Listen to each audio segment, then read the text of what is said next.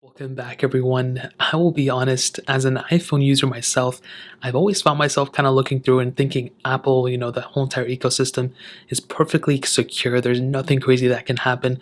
But I will be honest, sometimes there can be some apps out there that sometimes scrape your data in the background, and maybe you don't want them doing that. Now, I'll be honest, you should still, use your precaution, do your research, but some of these iPhone apps you should probably end up deleting from your phone.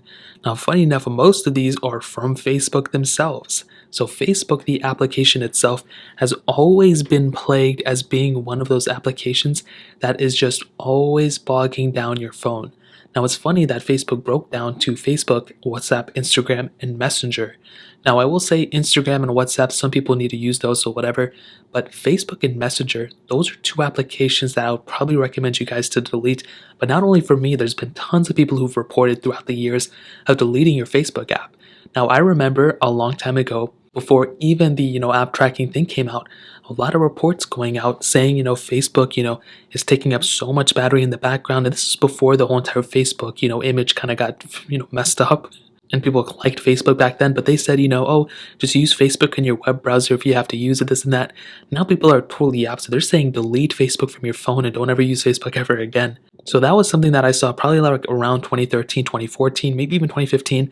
And then Facebook since then has gone completely downhill. And I will tell you, Facebook is probably one of those apps you should delete, especially after the app tracking transparency thing, where, we now get notified if an app's using our things in the background and stuff and get, we can opt out of it. You should probably end up deleting the Facebook app. It's one of those apps I'd probably recommend deleting. But on top of that, like I already mentioned, the Messenger app is also one of those apps I would probably recommend you deleting as well.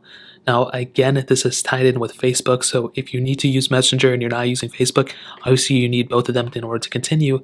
But again, and this is one of those apps that not only takes up a bunch of battery and resources in the background, but I'm not saying this, but from what I've heard, allegedly there's been a lot of, tracking. There's been a lot of tracking and stuff going on in the background. So that's another pretty big thing to keep in mind as well. I don't think it's a pretty, just kind of do your research on it, but it is something I would probably recommend you to delete from your phone too. So Facebook and Messenger are one of those apps. WhatsApp, if you feel comfortable doing so, but again, Facebook and Messenger at the very minimum. I'm not logged in here. I do this for like I do this for like speed tests and stuff. The other app I would recommend you deleting from your phone are actually a set of apps that a lot of people, kind of tell you to delete too. And it's these weather type of apps. So the Apple Weather app I think is okay, it's kind of already built in. But there's some other apps, especially like some like random weather apps that have like 100 downloads. These type of apps can actually end up, having your access to your data constantly over and over again.